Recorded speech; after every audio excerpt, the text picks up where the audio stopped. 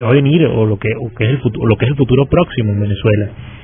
La semana pasada, por cierto, estábamos compartiendo en un foro sobre análisis constitucional con algunos colegas, convocado, por cierto, por los estudiantes de Derecho y Comunicación Social de aquí de Aragua, y analizábamos un poco los efectos de la sentencia y sobre todo la petición de la Federación Médica Venezolana, que en su momento interpuso ante el Tribunal Supremo de Justicia un recurso para solicitar la Junta Médica y verificar por parte de diversos sectores del país, donde están incluidas las universidades, están incluidas las ONG, algunos sectores de las representaciones políticas, tanto de oposición y gobierno, sobre las condiciones de salud que se encuentra el presidente Chávez, y nos encontramos con que el Tribunal Supremo desechó ese recurso, es decir, lo negó completamente, dejando abierta esa duda sobre lo que está sucediendo realmente con el presidente. Evidentemente hemos tenido informes del ministro de Comunicación e Información, Ernesto Villegas, pero no son informes que realmente nos den una claridad sobre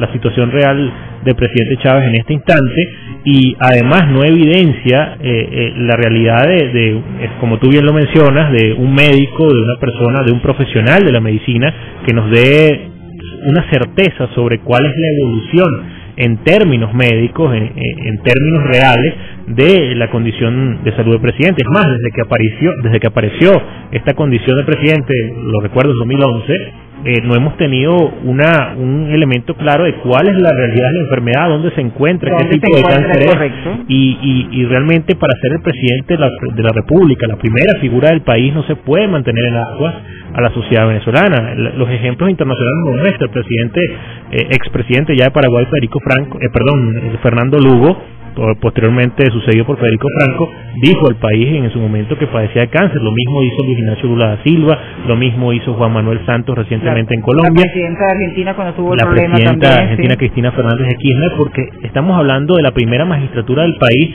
y de la cual dependen muchísimas de las decisiones que tienen que ver contigo, conmigo y con cada uno o con cada una de las personas que en este momento nos escuchan, porque las decisiones económicas, el planteamiento de las relaciones internacionales, la institucionalidad de la Fuerza Armada, el desarrollo de una serie de instituciones en la educación, en el deporte y en tantas otras aristas dependen sin duda alguna de las decisiones que emana la Presidencia de la República, y no se puede permanecer, como dice el Tribunal Supremo de Justicia, en un elemento que no tiene sentido común, dejarle un permiso indefinido y que el presidente en su momento, si supera la situación, que ojalá la supere y los buenos deseos siempre lo acompañen, nos diga si puede o no en algún momento, que no sabemos si será 1, 2, 3, 4, 5 meses o años, recuperar su funcionalidad dentro de Venezuela, y eso es realmente grave.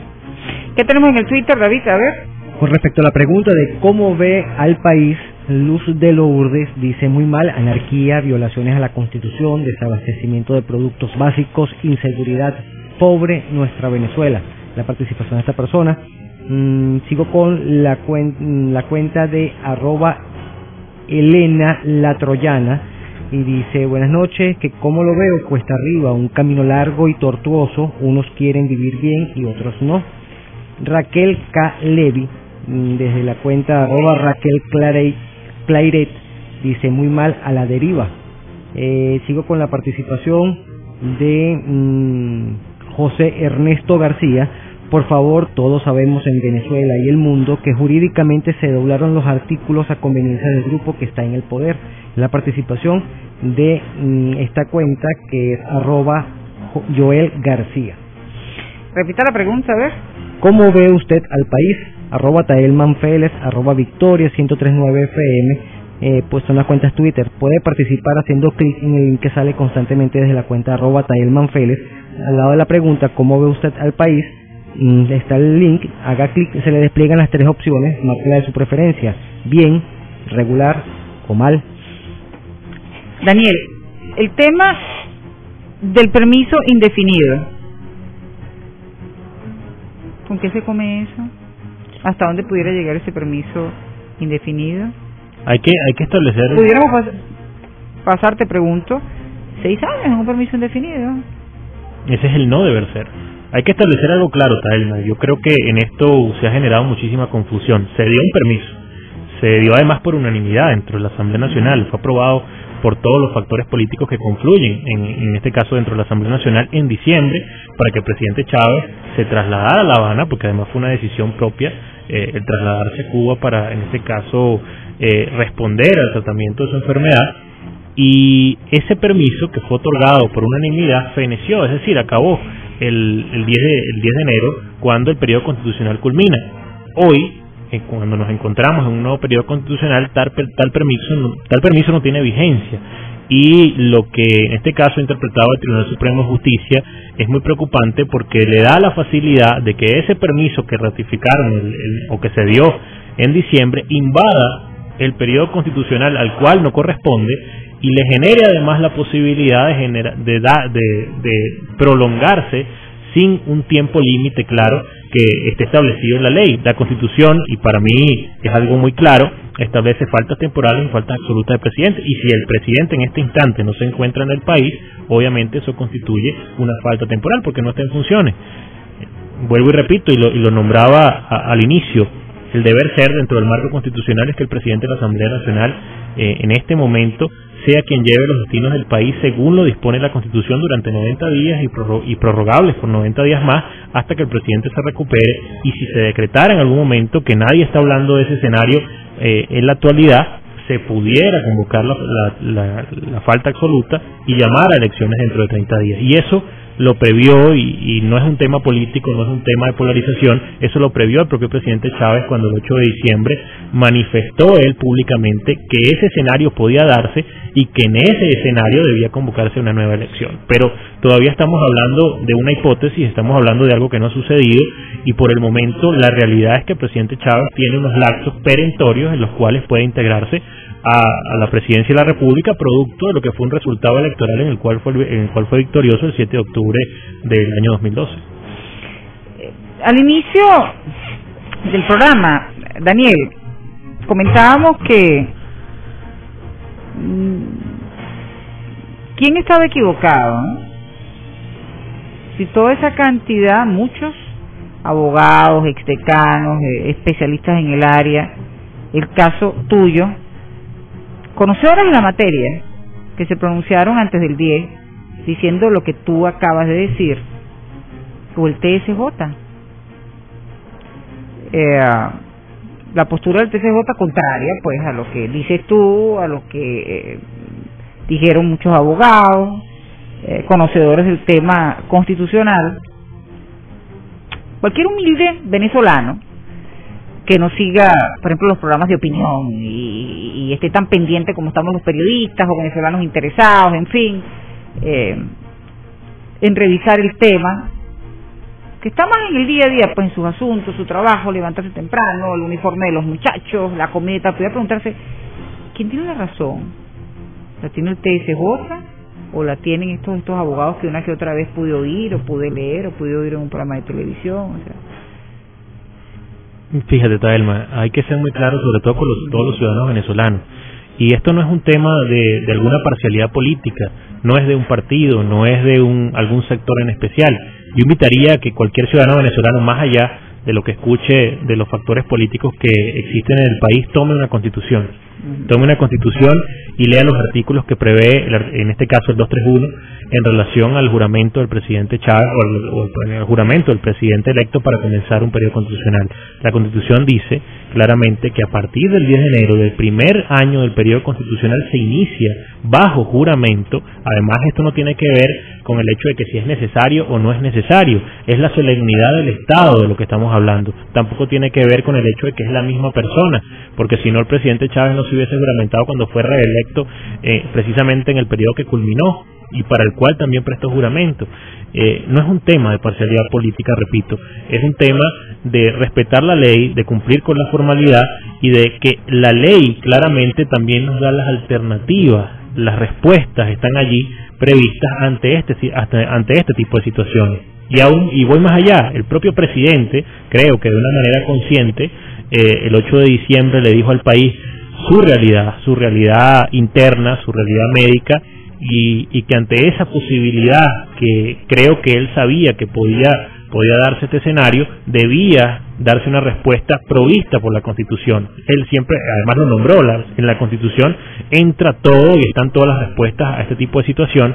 Hoy, una parcela política, lamentablemente, no ha dado cumplimiento fiel ni a lo que dispuso el presidente ni a lo que está previsto en la Constitución. Yo creo que por respeto a todos los ciudadanos venezolanos, sin color político, sin un matiz social, sin diferencias de ningún tipo religioso o de género, deben hacer cumplimiento claro y sobre todo rescatar el hilo constitucional, porque la base de una sociedad precisamente está en la ley. La ley es lo que garantiza la armonía social, la ley es lo que garantiza que no exista lo que tú nombrabas hace un rato, un estado anárquico donde todo el mundo puede hacer lo que desea, lo que quiere sin ningún tipo de límite, y la ley es precisamente lo que habla de una nación en desarrollo, y lamentablemente Venezuela en este caso ha dado un salto atrás en la historia. Si queremos ser un país evolucionado, debemos siempre tener la Constitución en la cima del ordenamiento jurídico. Tú me decías, me diste una respuesta que es muy importante, ¿no? Yo citaba, bueno, no todos los venezolanos nos interesa, pero a lo mejor la gente se establece prioridades, ¿no? Para muchos venezolanos es prioritario levantarse temprano, el colegio de los muchachos, preparar la arepa, el almuerzo, en fin, dejar la cena adelantada. Y no le dedica tiempo a esto, pues esto que tengo yo en mis manos, leer un poquito. Tuviste la respuesta acertada: informarse, revisar, orientarse. La Constitución se puede conseguir en cualquier sitio. Cualquier sitio usted que nos sigue la puede comprar. Claro, hasta en internet lo puede revisar. Claro, es verdad, por internet. Yo la tengo casi que de cabecera. Mira cómo está, mira. Por supuesto. Siempre la tengo a mi lado, busco un artículo, comento. ¿Quién no tiene un amigo abogado? Llamarlo, consultarlo, pero es importante, y más en estos tiempos que vive el país, un problema de conciencia, de responsabilidad ciudadana, estar informado. Daniel, yo quiero darte las gracias por habernos acompañado, por haberte trasladado hasta aquí. Pienso que son muchos los temas que quedan sin abordar, porque es un tema que tiene muchas aristas, ¿no? Pero yo quiero cerrar tu participación de hoy con esta entrevista. No sé si tuviste chance de revisarla en el Nacional de ayer. Una entrevista a José Salaquet, creo que así se pronuncia, expresidente de la Corte Interamericana de Derechos Humanos. Excelente, se le recomiendo a usted que nos sigue. El Nacional de ayer está en la página 4, Nación del Primer Cuerpo. Él dice que el mesianismo es la mayor debilidad del gobierno, de este gobierno, el gobierno actual en Venezuela. Le preguntan si esto es una dictadura o no, palabras más, palabras menos. Él dice que no es una dictadura clásica, pero es una democracia enferma. ¿Qué piensas tú? Sí, fíjate, y creo que tiene mucha razón. Yo creo que la reflexión es que la democracia hoy en América Latina y en el mundo es fundamental para la evolución de los pueblos. La Constitución, por cierto, prevé en sus primeros artículos que Venezuela es un Estado plural y democrático, y esa pluralidad se expresó el 7 de octubre, le dio facilidades a un gobernante, pero existe una diversidad de pensamiento, una diversidad de elementos en el país que también deben ser respetados. Y yo creo que vivir al margen de la ley es lo que facilita que la sociedad entre en crecimiento. Esa democracia enferma que lamentablemente pareciera estar en un estado de agonía si no se respeta la máxima norma que hay en el Estado. ¿Tus recomendaciones, Daniel, para que el ciudadano que nos oye en este momento dice, pero qué puedo hacer yo? Estar Estamos informado hablando del TSJ, de la Asamblea Nacional. Fíjate, si hacemos un poco válido eso de que la soberanía reside en el pueblo, yo creo que todos realmente tenemos la posibilidad de dar una opinión. Además, la democracia no es solamente parte de los gobernantes que están de turno, sino que la democracia es participativa, protagónica, y en este sentido creo que todos podemos dar la opinión, discutiendo con nuestros amigos, discutiendo con nuestros allegados, en las universidades, en los colegios, en los centros de trabajo, y sobre todo darle una respuesta social al gobierno en relación a lo que significa la importancia de la institucionalidad, el Estado de Derecho, y sobre todo una sociedad que en este momento necesita diálogo, entendimiento, tolerancia, paz, que creo que es el mayor anhelo de los venezolanos para poder conseguir oportunidades verdaderas en este nuevo año que comienza. Paz y tolerancia, Por diálogo, mucho sin duda diálogo. alguna. Daniel, muchísimas gracias. Gracias a ti, Taelma. De verdad que una satisfacción tenerte en el primer programa de este año, pues.